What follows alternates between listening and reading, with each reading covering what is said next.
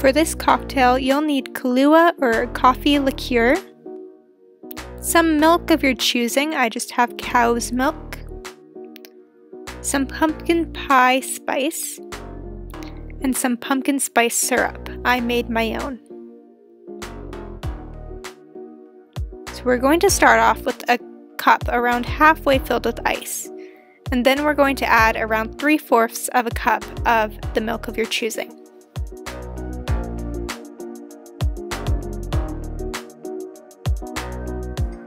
Next is our pumpkin spice syrup. I plan to add around a tablespoon of the syrup to the drink, however you can add a little less if you don't want it as sweet.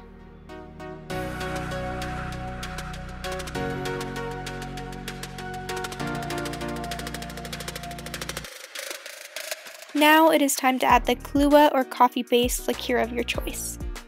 I aim to add around 1.5 ounces, however you can adjust to taste.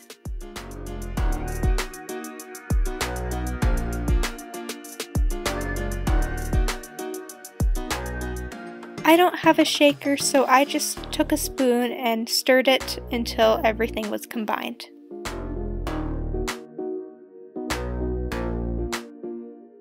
After looking absolutely everywhere for a strainer, I found this little one that's typically used for tea. However, if you did have another option to strain, I would highly recommend it, as I made a little bit of a mess.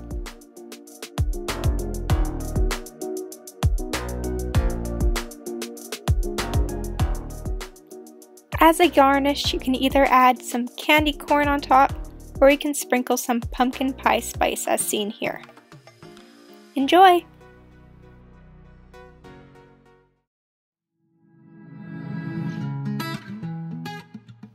For this recipe, you will need some vodka, some ginger beer, some pumpkin pie spice, some lime either from a container like this or fresh, and a glass, preferably a copper container, but I don't have one at the moment, so I used a glass. We are going to be pouring the ginger beer in first. I'm going to use around 3/4, and I'm going to try to make the last quarter vodka. So I'm going to add around 2 shots here.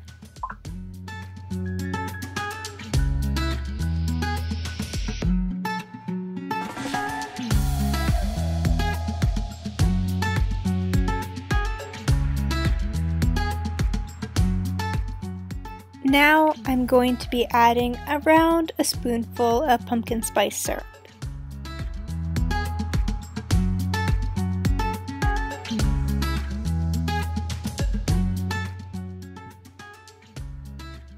I am next going to be shaking a little dash of pumpkin pie spice and a squirt of lime.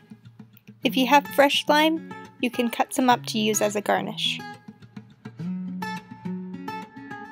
In lieu of a shaker, I am stirring it here, and then I'll be adding a few ice cubes.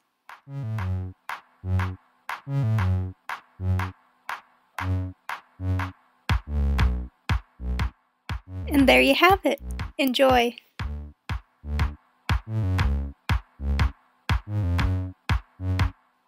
For this recipe, you will need some vodka or gin, some creme de cassis, I already pre-measured mine, some simple syrup, and some activated charcoal. I used a capsule. For garnish, you can use fresh blackberries, but today I decided to try out dried rosemary. I put 2 ounces of vodka in here, although 3 is recommended in our article. And then I'll be adding the 2 ounces of creme de cassis. Now it is time to add the activated charcoal. This can get a bit messy opening up the tab, so just be careful and don't use a fabric surface like I did here. In lieu of simple syrup, I decided to try out grenadine syrup. I think the mixture of the pomegranate and cassis will create a really nice berry flavor.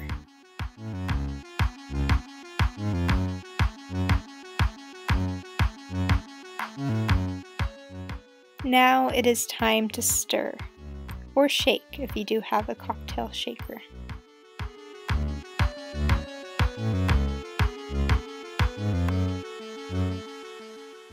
Once again, pouring is not my strong suit. I did try to pre-pour this, but it didn't turn out too well and I still had ice cubes fall into my drink. A martini glass would work perfectly for this drink. However, any glass that really shows off the color will work wonderfully. Enjoy, and I hope you enjoy these 3 recipes. See you next time!